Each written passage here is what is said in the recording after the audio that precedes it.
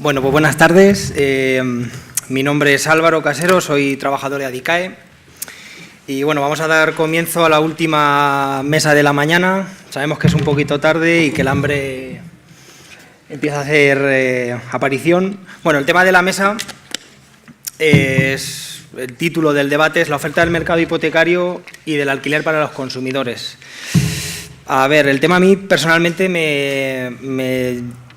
a mi juicio no podría ser más interesante y sobre todo contamos con tres invitados de excepción: Lorenzo Prats, que es catedrático de Derecho Civil de la Universidad de Barcelona; doña Maribel Llanos, que es coordinadora de la Empresa Municipal de la Vivienda de Rivas, hacia Madrid; y don Antonio Pulido, que es vicesecretario general de Adicae.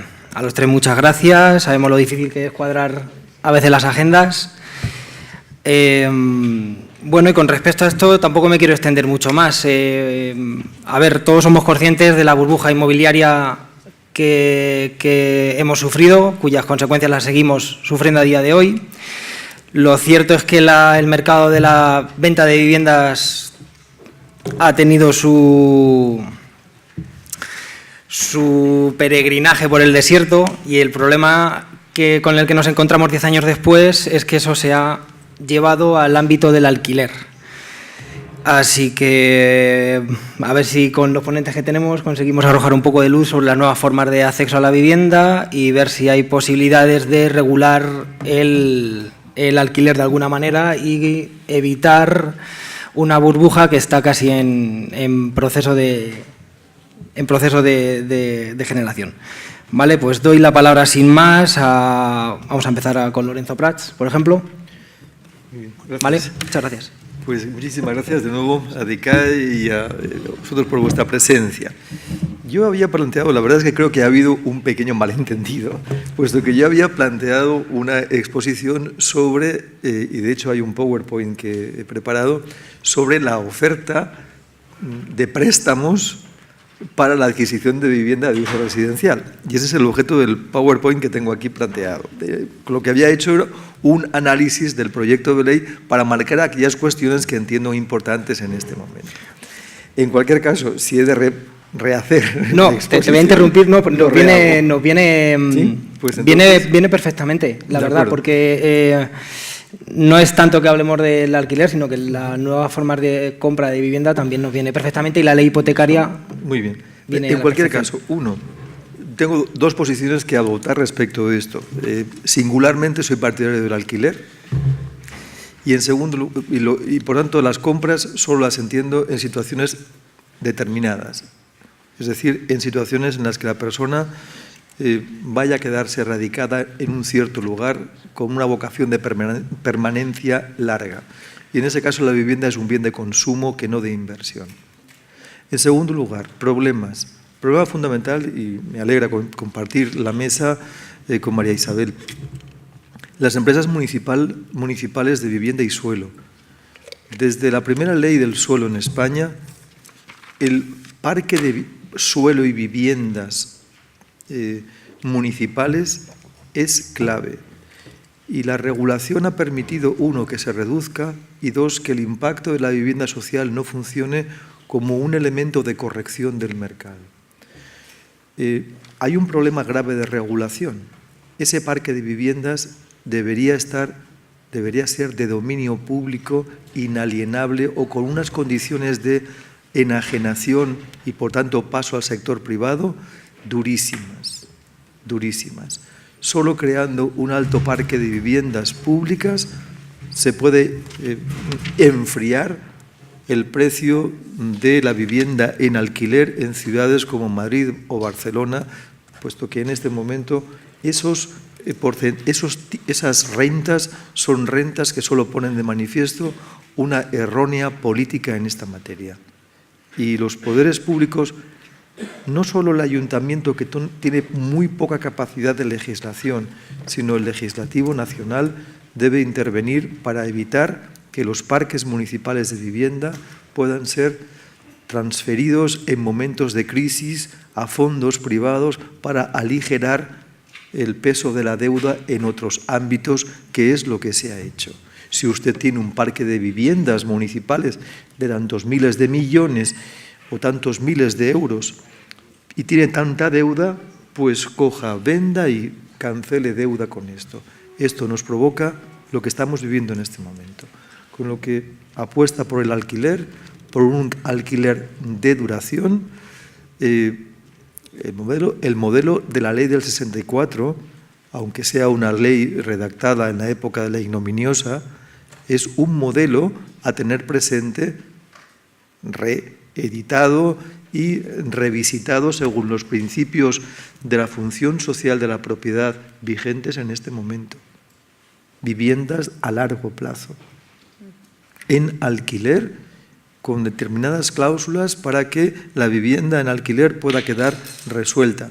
Pero creo que la situación, no sería alarmista, no usaré la expresión emergencia social porque no la hay. Sin embargo, hay altos costes asociados al alquiler y dificultades evidentes por personas que no han visto, que no ven cómo su salario mínimo esté creciendo, su salario esté creciendo en consonancia con el incremento de las rentas. Esa es una de mis posiciones. Si pudiéramos ver el PowerPoint... ¿Lo tenemos? Sí, yo lo entregué nada más llegar. Lo tenemos... ¿Se lo pasaron a la gente del streaming? No, esta persona ¿O lo tienes tú, David? ¿Cómo que no? Bueno, pues en ese caso... Sí. Si no, mientras claro, lo buscan, lo ponen y demás, claro. Le iba a dar la palabra... Por eso, sí, sí. Venga, pues le voy a dar la palabra a Antonio Pulido mientras solucionamos la búsqueda del USB. Bueno, voy a intentar, como siempre se dice, ser breve.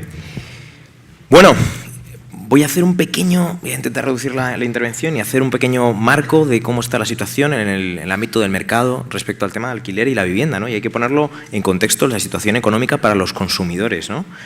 Nos encontramos, como decíamos, de un descenso del precio de la vivienda de más de un 40% desde el año 2007. Es verdad que en estos momentos hay una recuperación, entre comillas, del precio de la vivienda, una subida de los precios de vivienda. En el 2017 nos encontramos con una subida del 7,2%, pero todavía muy, muy lejos de la situación de 2007. Y por lo tanto, ahí decía Álvaro Burbuja, todavía yo creo que evidentemente no podemos hablar de esta circunstancia, ¿no? Es verdad que hay una readecuación del mercado, ¿no? Y que venimos además vamos a recordar, de más de 500.000 de desahucios por hipotecas, ¿no? Y por lo tanto se ha revuelto el sistema hipotecario como la única forma de acceso a la vivienda. Y eso los consumidores tenemos que tenerlo muy en cuenta. Y desde ADICAE lo estamos intentando propiciar. Estamos hablando del alquiler. El alquiler está de moda. Estábamos en estos momentos en una tasa de alquiler del 17-18% de las personas que acceden a la vivienda, ¿no? Pero claro, comparado con el 98% de antes de la crisis, ha crecido muchísimo. Es verdad que todavía estamos muy por debajo de lo que en Europa, que es una media del 37-38% que supone el alquiler, se encuentra como media. Y además como media, 37-38% como media. Nos vamos a países como Holanda y otros países y la media de acceso a la vivienda por alquiler es mucho mayor. Por lo tanto, en España tenemos que hacer una gran tarea y los consumidores y las asociaciones de consumidores tenemos que estar en esta perspectiva, ¿no? Mejora de la situación de los derechos, fomento del alquiler y también utilización de políticas públicas, por supuesto. En el ámbito, por ejemplo, del ámbito económico, nos encontramos con que las rentas salariales se encuentran estancadas. Por ejemplo, 2018 el sueldo más frecuente era 16.497 euros y en 2015 16.498, €1 menos. Es decir, recuperación económica, todavía el salario sigue siendo estancado o incluso por debajo, Y un dato muy interesante también respecto al tema de las hipotecas, que les quita también mucho fuelle, es que en el año 2016 el tipo de interés medio de las hipotecas constituidas es del 3,12% con un plazo de 23 años, medio de 23 años, con una cuota mensual media de 572 euros. Por lo tanto, más de la mitad del salario el que tienen que hacer frente los hipotecados para pagar esa hipoteca, ¿no? Y por lo tanto, la consecución y la apertura a otros medios de acceso a la vivienda que no sea la propiedad y por lo tanto la hipoteca, tenemos que estar muy atentos, ¿no? Si lo unimos además a la precaria situación de acceso a la hipoteca por los consumidores, por todo lo que hemos hablado hoy, las cláusulas abusivas, la situación predominante o de poder de las entidades financieras, etcétera, etcétera, pone, digamos, más en manifiesto la necesidad del alquiler como una opción viva, ¿no? Por lo tanto, decía, ha crecido, estamos ya por encima del 18%. Tenemos que tener también en cuenta con que hay algunos riesgos respecto al tema del alquiler. Hay una entrada en masa o importante de inversores profesionales dentro del alquiler, ¿no?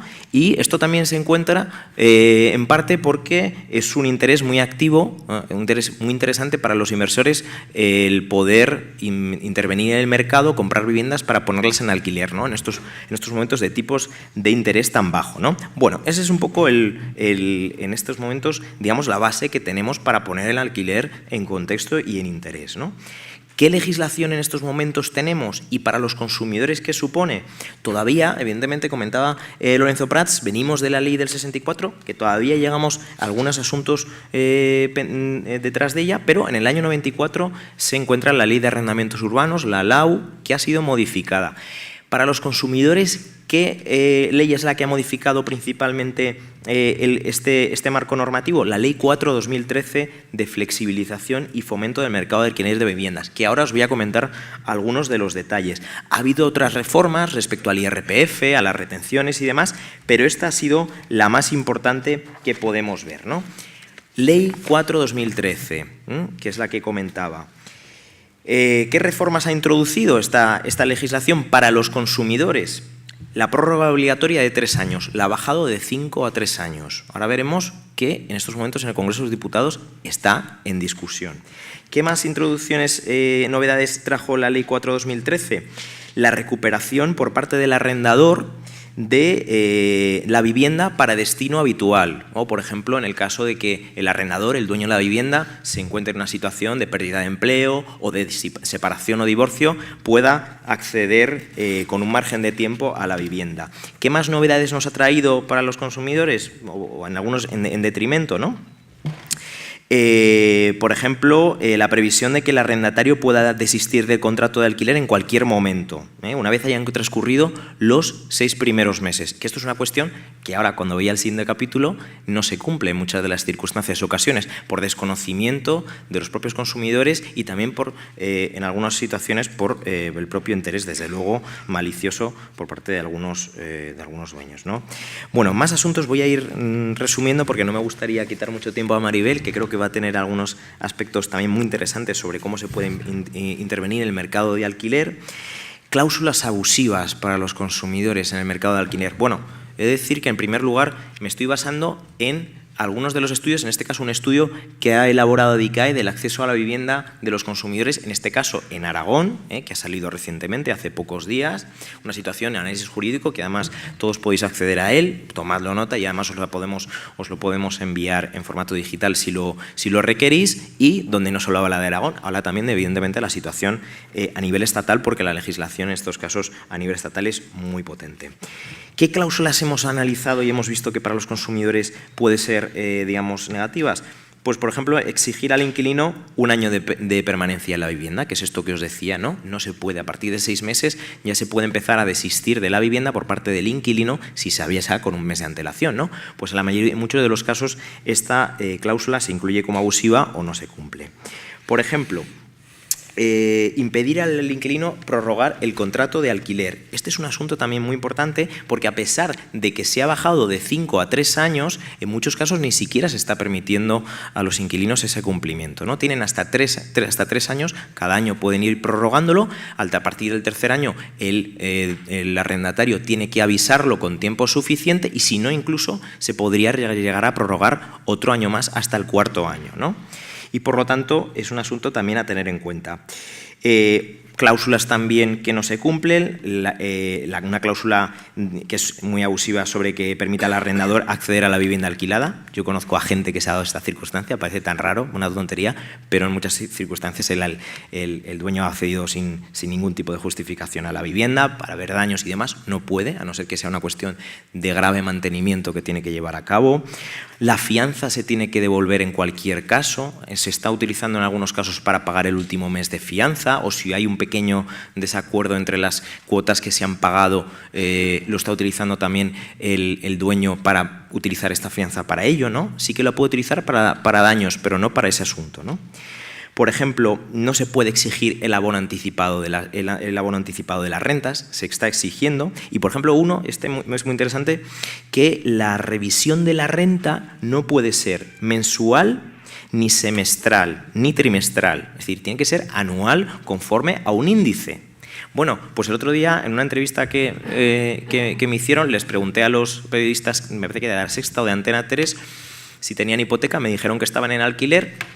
Y me dice, sí, a mí me lo han subido. Dice, me vence el contrato en junio del año que viene, pero ya me han obligado ahora, este mes, a pagar más la renta mensual. Digo, hombre, eso no lo pueden hacer porque en cualquier caso se tiene que hacer o bien anualmente conforme al índice que hay o bien a la finalización del contrato, etcétera, etcétera. Dice, no, claro, dice, eso es lo que le he dicho yo.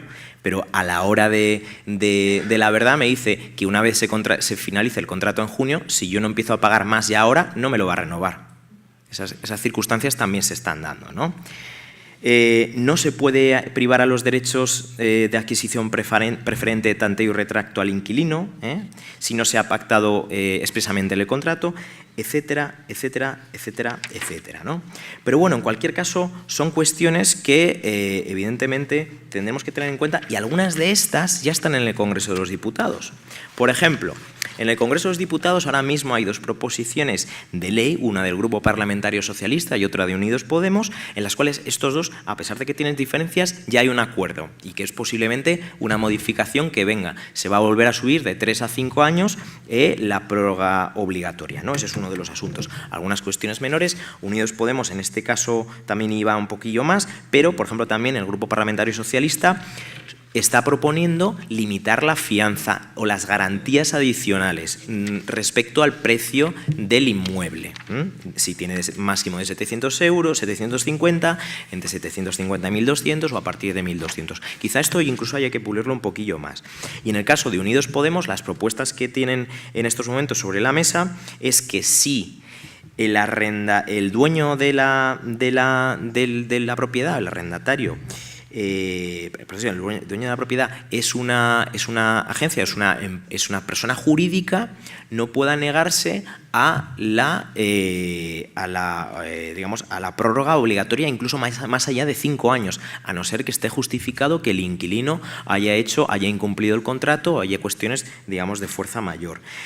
También intenta bloquear o limitar esas fianzas o esas garantías adicionales a que máximo sea un mes de mensualidad. En este caso de Unidos Podemos, va más allá en este caso del Partido Socialista. O uno de los aspectos más, más importantes o más también a debate es calificar de ciertas zonas del territorio como áreas urbanas con mercado tensionado, como pueden ser Madrid y Barcelona, donde se limiten las subidas en los nuevos contratos. Es decir, no estamos hablando ya en la subida del IPC anual, no, sino en lo que una vez finalizado el contrato y haya que ejecutar un nuevo contrato, se limiten las subidas de precios a determinados porcentajes para evitar la subida del precio especulativo de la vivienda. Bueno, yo por último, para terminar, a modo también de recapitulación y conclusiones, podríamos hablar algunos más, podríamos hablar de otros modos de acceso a la vivienda, como la vivienda, los modelos de acceso de vivienda compartida en propiedad, es decir, de propiedad compartida, que en algunos países nórdicos, en Canadá, en Alemania se está dando y que en España todavía está muy alejado de esos índices, ¿no? Que tenemos que estar muy atentos a las reformas legislativas en materia de protección de los consumidores, de los intereses de los consumidores, en la ley de arrendamientos urbanos, ¿no?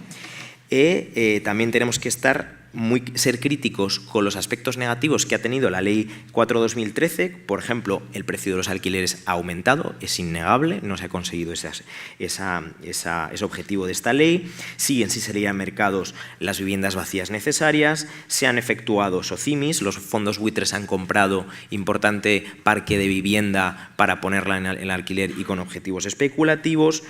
Y las reformas previstas de penalización de viviendas vacías no han tenido las consecuencias que se buscaban. Tenemos que retomar y apoyar que posiblemente se aumente a 5 años la prórroga obligatoria y retomar la subida del IPC como índice de referente y, bueno, por ejemplo, la elaboración de contratos libres de cláusulas abusivas en las que los consumidores puedan basarse a la hora de esa negociación, porque, claro, tenemos que tener en cuenta que la situación del mercado de alquiler en muchos casos es entre particulares, no entre grandes propietarios o empresas y particulares, ¿no? Y, por lo tanto, hay ahí una situación especial. Pero, en general, la posición desde ADICAE es de apoyo, desde luego, del alquiler, que la situación del mercado hipotecario o el acceso a la vivienda en propiedad, repito, que es casi similar al acceso a la necesidad de una hipoteca, pues está muy en entredicho y que tenemos que propiciar también a nivel acercarnos a nivel europeo de acceso al alquiler como forma prioritaria de acceso a la vivienda, incluso, repito, de otros modelos que van más allá de propiedad compartida, etcétera, etcétera, en los que a nosotros aquí en España nos suena chino, pero que en otros países han tenido muy buen resultado, ¿no? Y en general decir que desde ADICAE ya estamos realizando campañas también de información respecto a la defensa de los derechos de los consumidores. Por ejemplo, voy a enseñar algunos folletos, algunas campañas que hemos estado haciendo. Estas desde los compañeros de Barcelona, que han elaborado también algunas publicaciones, por ejemplo, respecto a precauciones a los AGPIs, a las agencias de alquiler, etcétera, etcétera. Y vamos a estar durante los próximos años no solo con la cuestión de las hipotecas, sino asesorando, informando, propiciando un mejor y mayor acceso al alquiler con mayor garantía para los consumidores y usuarios. Muchas gracias.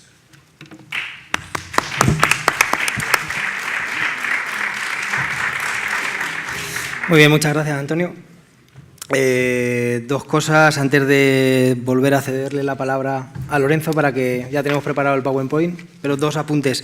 El primero, que me han parecido importantes, el estudio que ha publicado ADICAE, que se llama El acceso a la vivienda de los consumidores en Aragón, está disponible en la web para descargar, es muy interesante. Y en un segundo punto quería centrarme en el acceso a la vivienda en alquiler social. España, bueno, según datos de Eurostat, España tiene el 2,5% de vivienda dedicada al alquiler social. Si lo comparamos con Francia, estamos a 15 puntos, Francia tiene el 17, pero si lo comparamos con los Países Bajos, estamos ya lejísimos y tiene el 30% de la vivienda de alquiler social. ¿Vale? Luego, si queréis, en el turno de preguntas, volvemos ahí. Y voy a ceder otra vez la palabra a Lorenzo, ¿vale? Tienes ahí el PowerPoint. Venga, gracias.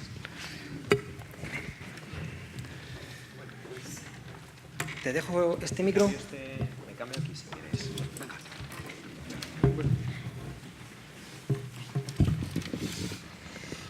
Haré un repaso apresurado de las fichas, como luego se queda el PowerPoint para ADICAE, lo podéis ver con calma. Básicamente he centrado la exposición sobre el que viene a ser punto central del proyecto de ley de crédito inmobiliario o de créditos o de contratos de crédito inmobiliario propiciado por la directiva. Lo más importante en la directiva y en el proyecto de ley es la información previa al contrato, pero no información entendida como toneladas de documentos para que no nos enteremos de nada. Aplicando el principio de que menos es más, hay una información determinada en la norma, información de calidad, pero no solo eso, y esto es lo que no se ha oído, al menos desde que yo he llegado. Se persigue por parte de la ley que el consumidor, el prestatario, quien sea, entienda esa información, porque a eso obliga la llamada transparencia material. Dicho en una frase bien corta, que el prestatario comprenda el riesgo que asume, riesgo económico y también jurídico. Por eso es muy importante en esta fase que comprenda qué tipo de interés va a pagar, coste del crédito y las consecuencias del impago, claro. Esa es la razón fundamental de la información precontractual. Y toda la regulación va al hilo de esta premisa, con lo que riesgo económico es el elemento de referencia y, claro, lo relaciona con la publicidad. Y elementos clave para que la publicidad sea comprensible y que no induzca a error, concisa, clara, y que además se encuentre en relación con el medio que se utilice para difundir esa información. Por tanto, que sea legible y que sea claramente audible. Además, establece en el proyecto de ley que en la publicidad debe identificarse, claro, obviamente, quién sea el prestamista o quien vaya a actuar como intermediario de crédito o bien su representante. Y además, cuando proceda, es decir, en el caso en el que haya una garantía hipotecaria, insisto respecto de esto, esta ley regula contratos de crédito y préstamo, no de hipoteca, no hay hipotecas. Hablamos coloquialmente de pagar la hipoteca, pero la ley lo que regula es contrato de crédito. La hipoteca es una garantía. Si el contrato de crédito está pidiendo o le pediría al prestatario que firme otorgue al banco o entidad financiera una hipoteca, pues en ese caso que se advierta, porque el tipo de interés variará en función de si se constituye o no hipoteca. En la norma, en el proyecto de ley, se encuentra esta expresión que pongo entre corchetes. Es una mala traducción de la directiva. El proyecto de ley está lleno de malas traducciones provenientes del original en inglés en la directiva. Esa frase no tiene ningún sentido.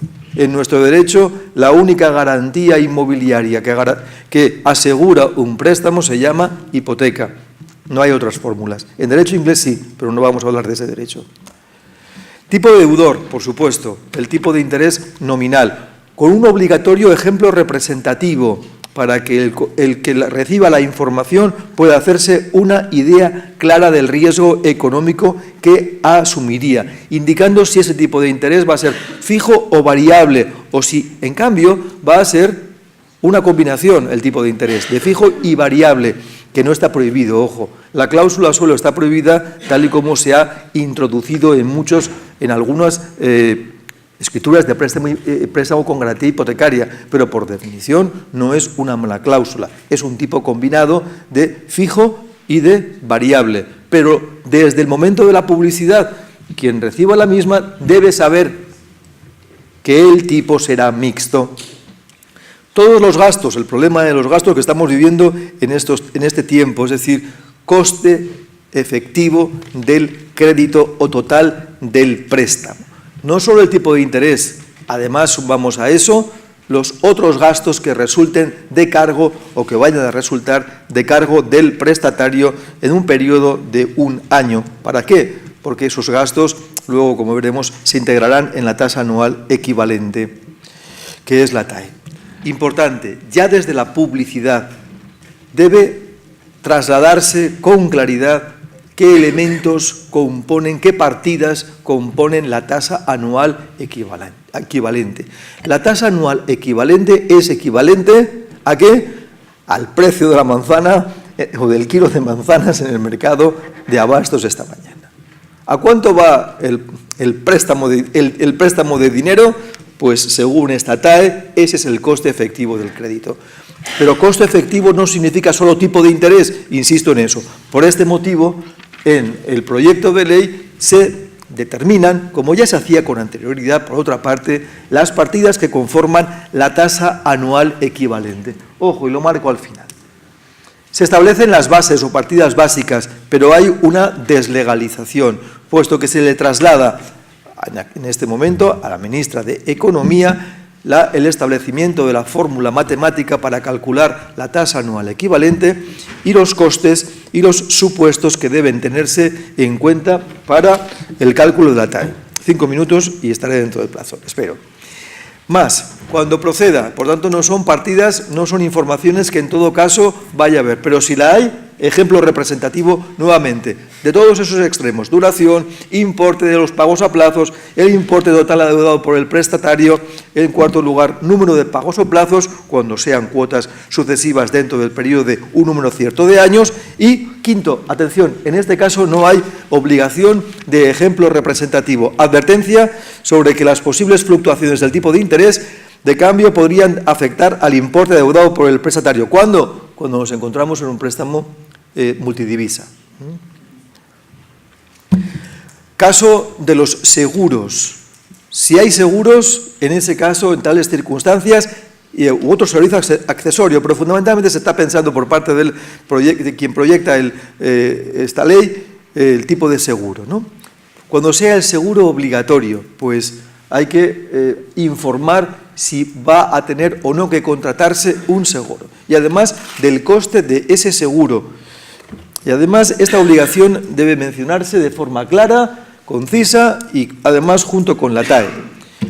Los prestamistas, ¿qué tienen que hacer? Facilitar al prestatario en soporte papel u otro duradero esta información en formato electrónico. Esa información, como se ha visto antes, clara y comprensible sobre los contratos. De nuevo, el contenido del contrato se deslegaliza. De nuevo, será la ministra de Economía quien determinará el contenido mínimo de la información general.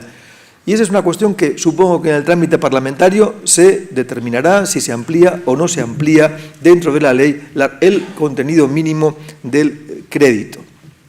Además, información personalizada. Una es la general para todo tipo de prestatario y otro la personalizada en función de quién sea el prestatario. ¿Y para qué? Para que pueda comparar, porque esta norma lo que no va a hacer es acabar con el régimen de competencia en el mercado de préstamo-crédito. Facilita la competencia y la comparación es la herramienta del consumidor para comparar con otras ofertas de préstamo-crédito y finalmente quedarse con aquella que pueda ser o resultar mucho más conveniente a sus intereses económicos. Evidentemente, no solo la TAE, el coste, ¿qué me cuesta este préstamo?, sino también otras consecuencias de carácter jurídico. Probablemente sea mucho más beneficioso un préstamo que otro, a pesar de que la TAE sea idéntica. ¿Por qué? Porque a lo mejor el pacto que se me permite por parte de una entidad financiera es que no declarará vencido el préstamo hipotecario aun cuando haya dejado de pagar un 12% del capital prestado, mientras que otra entidad financiera diga sí, pero al 10% o al 8% vencimiento anticipado y ejecución si no pagas. Luego hay otros beneficios que no son directamente los que se reflejan en la TAE. En cualquier caso, que pueda tomar una decisión y que esa decisión sin demora se produzca, sin demora injustificada, o bien que pueda recibir la información con suficiente antelación. O sea, no el día de la firma, sino con antelación bastante para que pueda provocar el efecto de lectura, comprensión, contraste, comparación, etcétera, etcétera, y que al fin y al cabo sea el consumidor informado el que elija la mejor oferta para sus intereses. La información además se deberá contener en esta ficha, la ficha que ya proviene su exigencia de la directiva del año 14, la 1714. Además, deberá darse, como decía, con antelación suficiente y además esa ficha se publicará mediante orden del Ministerio de Economía y en esa orden se establecerá el contenido de la misma ficha. Información de solvencia previa del potencial prestatario. Otra de las cuestiones clave de este proyecto de ley. Viene inducido por la directiva, evidentemente. No se puede consentir que las entidades financieras relajen el control del riesgo del futuro prestatario. Por tanto, el futuro prestatario debe demostrar que tiene capacidad económica, solvencia bastante, no solo en el momento de pedir el préstamo, sino que presumiblemente en el tiempo de duración previsto de ese préstamo va a poder normalmente atender su pago. Normalmente quiere decir, desde luego, sin tener en cuenta la intromisión de cisnes negros o de situaciones extraordinarias. Una gran crisis imprevisible en el año 2008 es un cisne negro, es algo que en el momento de la celebración del préstamo hoy no es previsible que dentro de 15 años lo haya, a pesar de lo que dicen las encuestas, que nos colocan en un horizonte de 5 años, según la población española, en otra gran crisis. O sea que, atentos. Por otra parte, ¿quién tiene que evaluar la solvencia? La entidad financiera. Y para evaluar la insolvencia, ¿qué tiene que hacer? El prestatario debe facilitar la información que le pida, pero no cualquier información que sea proporcional para que pueda la entidad financiera evaluar la solvencia. ¿Y si no lo hace?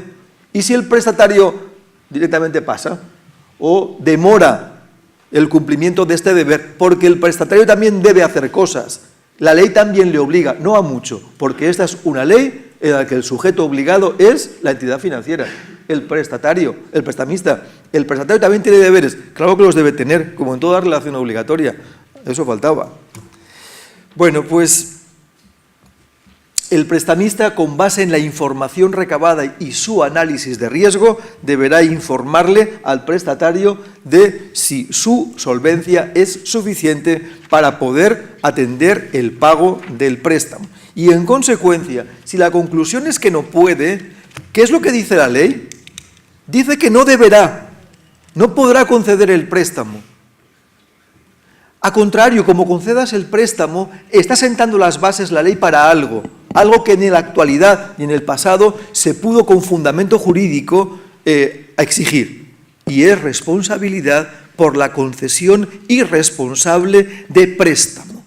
Los bancos han sido rescatados por concesión irresponsable de crédito en algunos casos. Lo analizaremos desde ahora. Bueno, pues para el futuro ya hay base para exigir responsabilidad al banco que conceda irresponsablemente crédito, es decir, a personas o personas jurídicas que no puedan satisfacer el préstamo porque no eran capaces, no tenían solvencia para ello.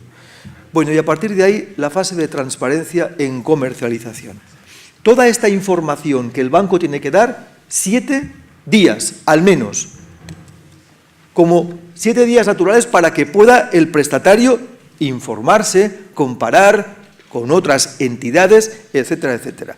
Pero cuando se da esa información por parte de la entidad financiera que contiene el contrato en sus elementos esenciales y básicos, el llamado contenido básico del contrato que determinará la ministra de Economía, esa información, cuando se da, tiene el carácter de oferta vinculante.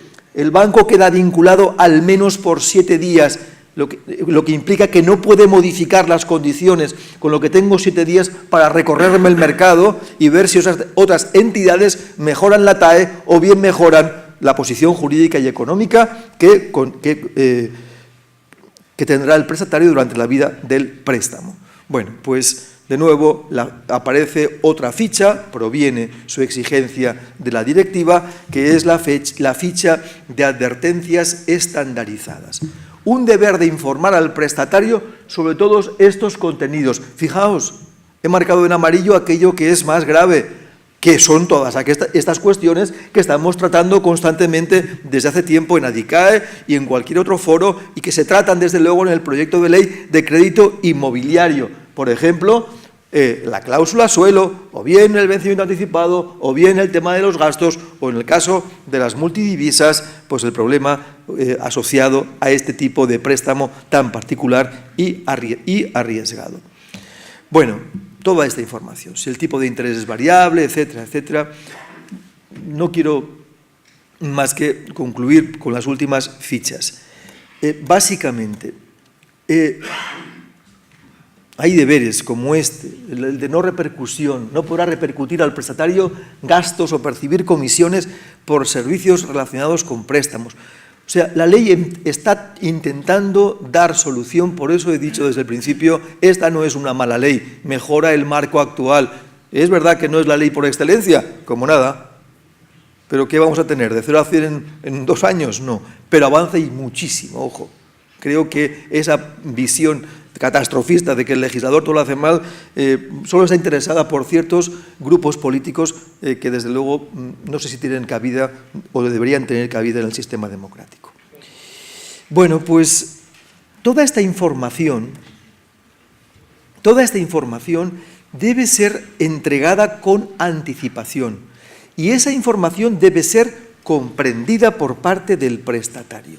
Y por eso la norma, y eso lo hablaremos en otro momento, por eso la norma dice, hay que comprobar que usted la ha recibido y que usted la ha entendido, que la ha entendido de verdad, antes de firmar. Y por eso coloca la ley a un funcionario para que lo controle. ¿Eso se llama paternalismo? Eso se puede llamar de otra cosa y de otra forma. Pero la ley obliga a ambas partes. Quien entra en una operación de esta naturaleza debe comprender desde el principio que se inmiscuye en una operación de riesgo, de alto riesgo económico. Y la advertencia desde el principio.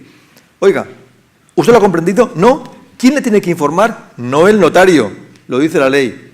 La entidad financiera y el notario comprueba si usted lo ha entendido. ¿No lo ha entendido? Vuelva a la entidad financiera a que se lo expliquen. Y cuando lo haya entendido, vuelva y le haremos el test. Eso es lo que dice. ¿Para qué? ¿Para evitar qué?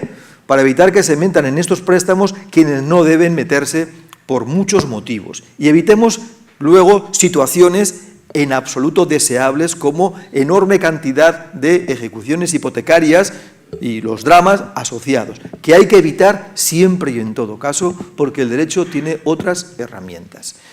Y por último, ojo, préstamo para la adquisición de viviendas de uso residencial. La garantía puede ser cualquier otra que se considere eficiente y esa puede no ser la hipoteca. Porque a riesgo de que entremos Carlos y yo en un debate cuerpo a cuerpo, yo creo que una de las conclusiones de la gran crisis es que, bueno, la hipoteca murió de éxito y ahora nos encaminamos hacia otro modelo de garantía. Y sobre eso ya hablaremos.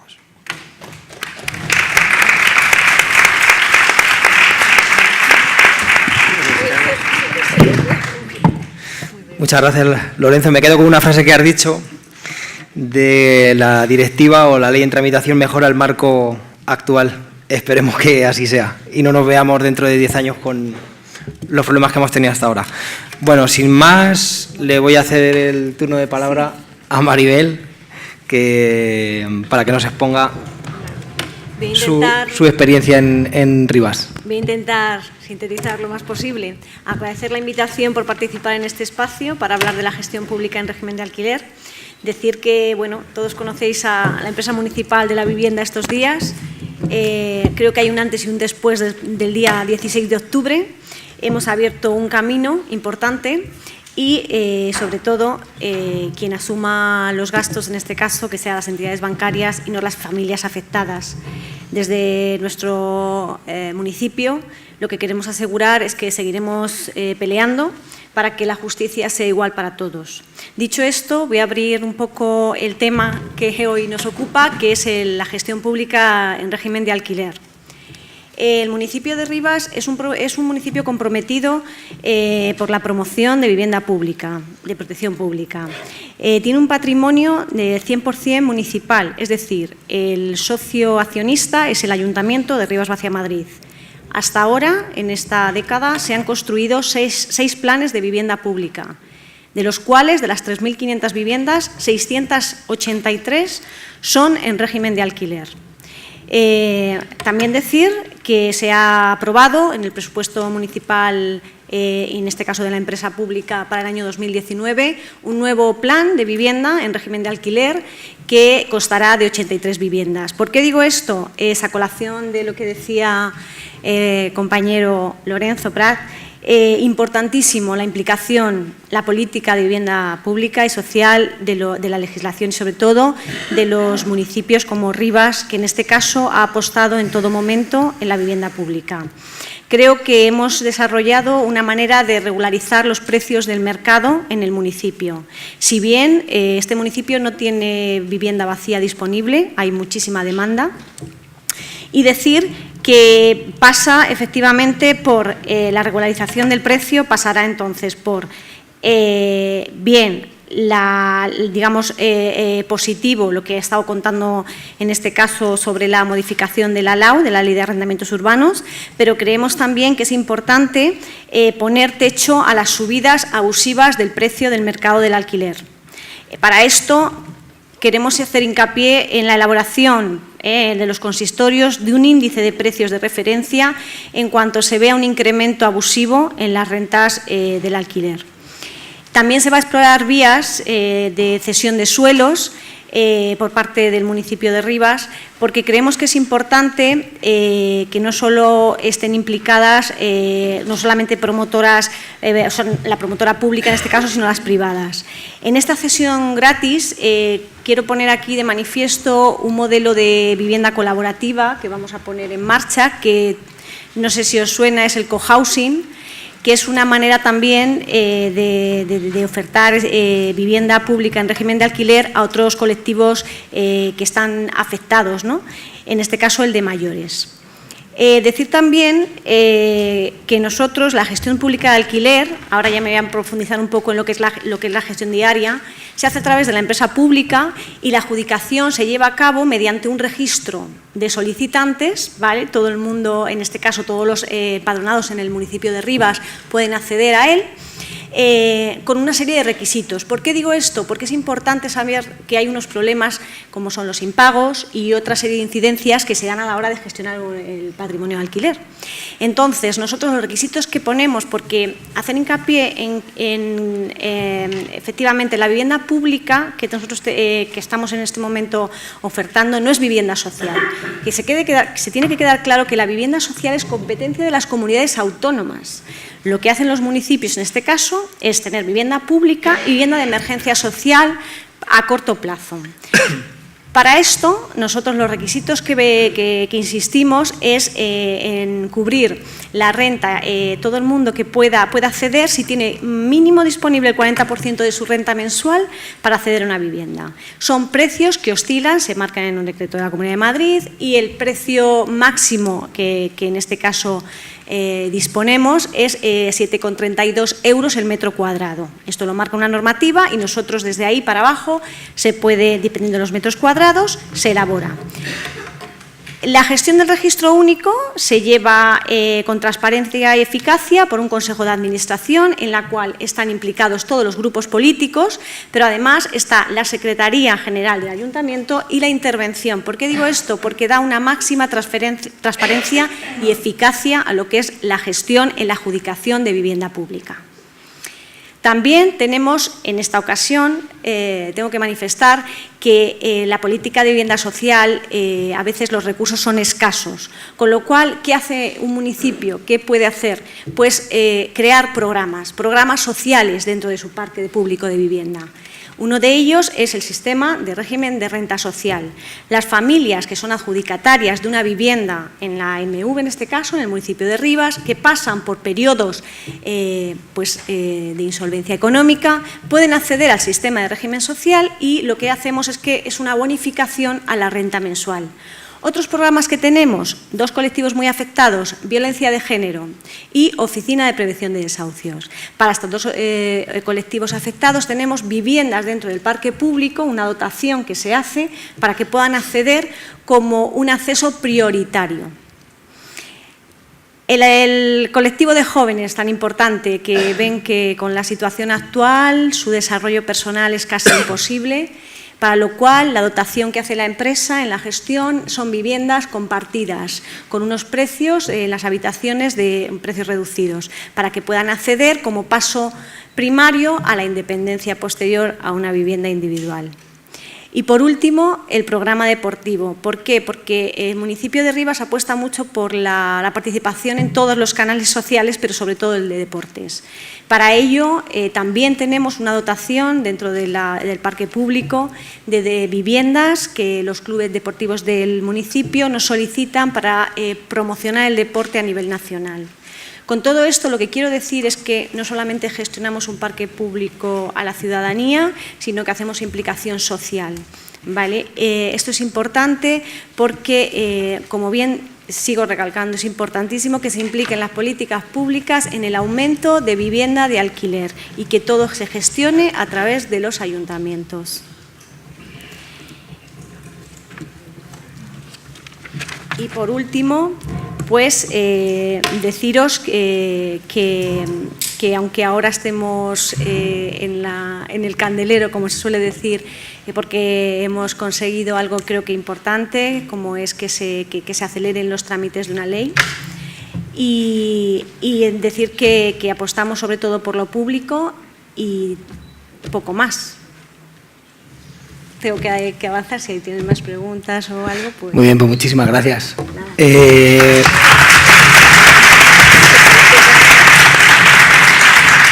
Si alguien tiene cualquier pregunta o cualquier duda, por allí, por ejemplo, si no las acercáis. Venga. Bueno, antes se me ha olvidado decir que en cuanto a la mejora de la transparencia, se va a profundizar esta tarde a las 4, así que esperamos tu aportación también. Bueno, a ver, nos preguntan por aquí, Esther.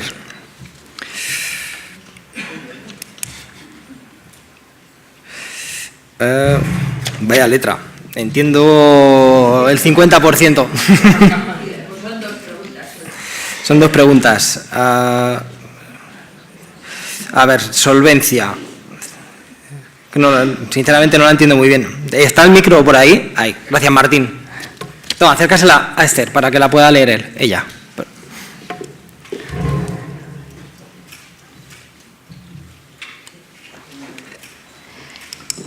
He querido entender sobre la solvencia que se va a exigir al que pide el préstamo o el crédito, de que se imagine que durante toda la duración del préstamo del crédito va a tener una solvencia, una transparencia en su solvencia tremenda, ¿no? ¿O lo he entendido mal?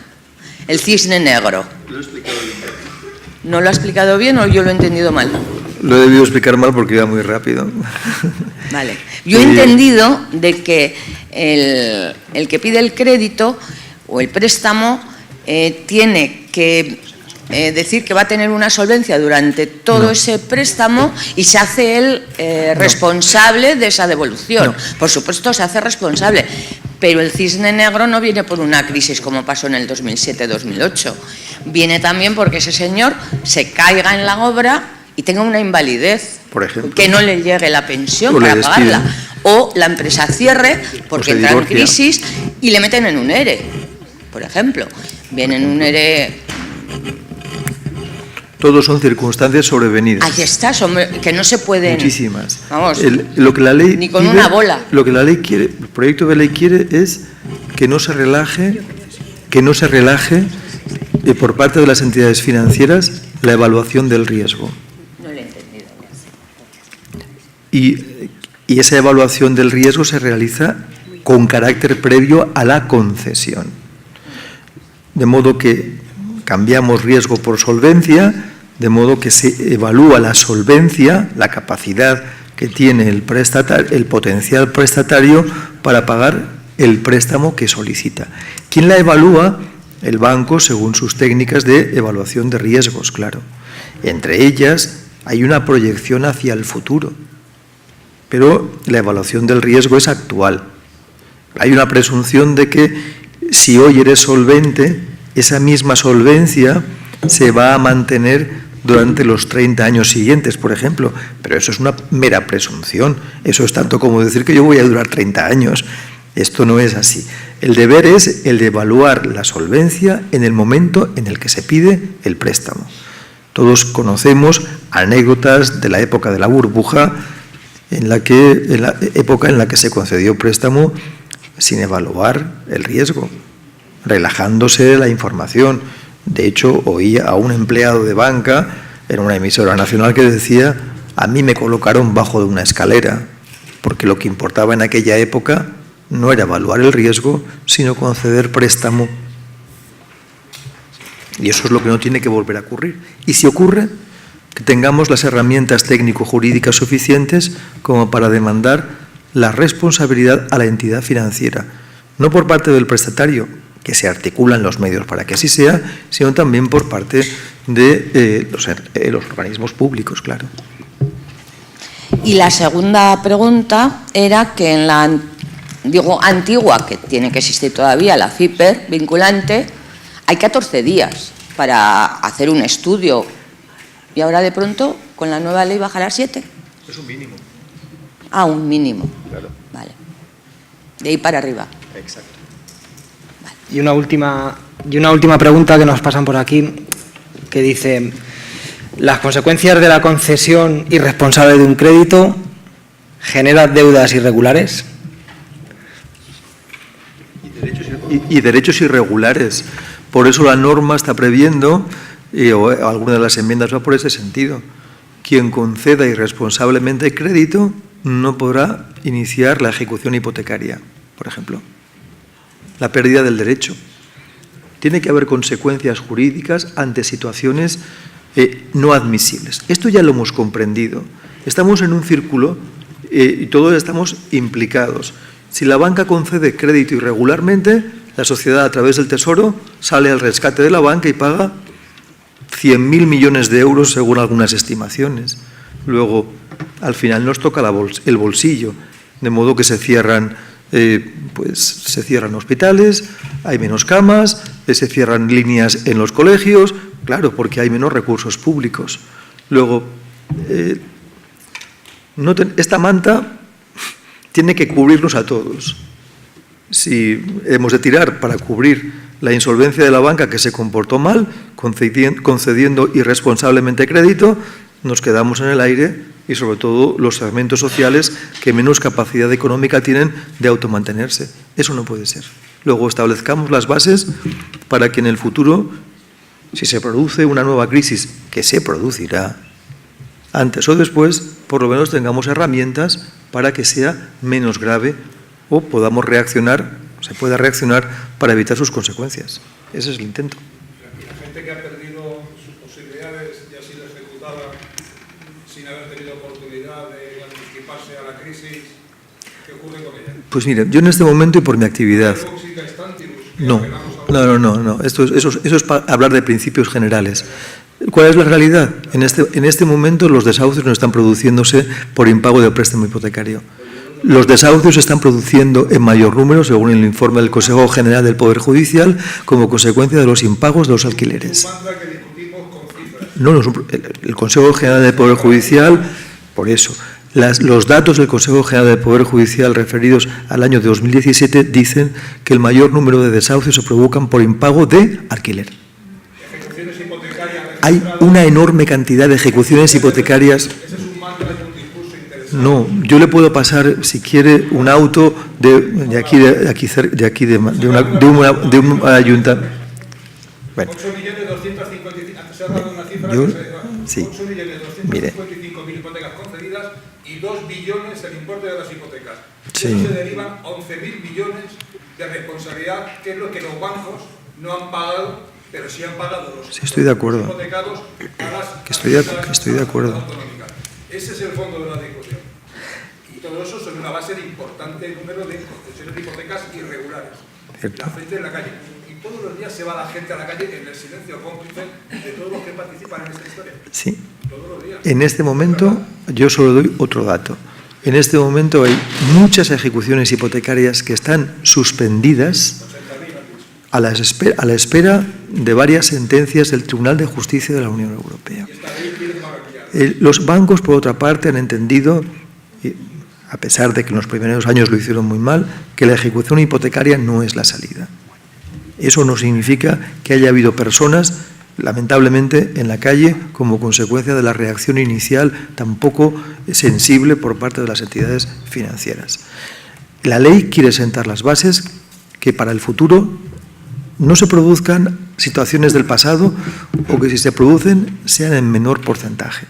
600.000 viviendas es la hipótesis de proyección estadística, pero ¿cuántas viviendas se han entregado en silencio y locales comerciales? Esas 8.255.000 hipotecas se distribuyen entre rústicas, viviendas, y solares y otros. Y el drama de la economía está en los otros.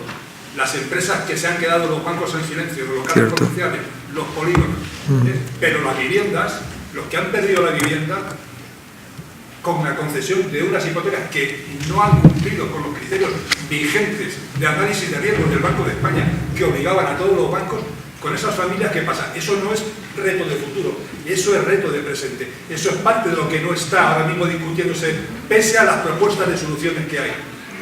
Hoy la ausencia aquí de los partidos políticos es comprensible, pero es deleznable que no haya una representación política del nivel, con todo el respeto al asistente, para explicar de lo que no están hablando, además del silencio en el que están llevando a cabo las negociaciones. Bueno, yo creo que, vamos a ver, tenemos luego otra mesa que va sobre la transparencia e incluso sobre la realidad y sobre transformación también de la realidad. Yo creo que podemos dejarlo en cualquiera de los casos y ahora y en todo caso yo creo que ahora incluso podemos hacer ahora en la comida algún debate, ¿eh? O sea que para que no se nos alargue mucho más, ¿de acuerdo? Muy bien, pues muchas gracias a todos. Ahora a comer, donde nos indiquen.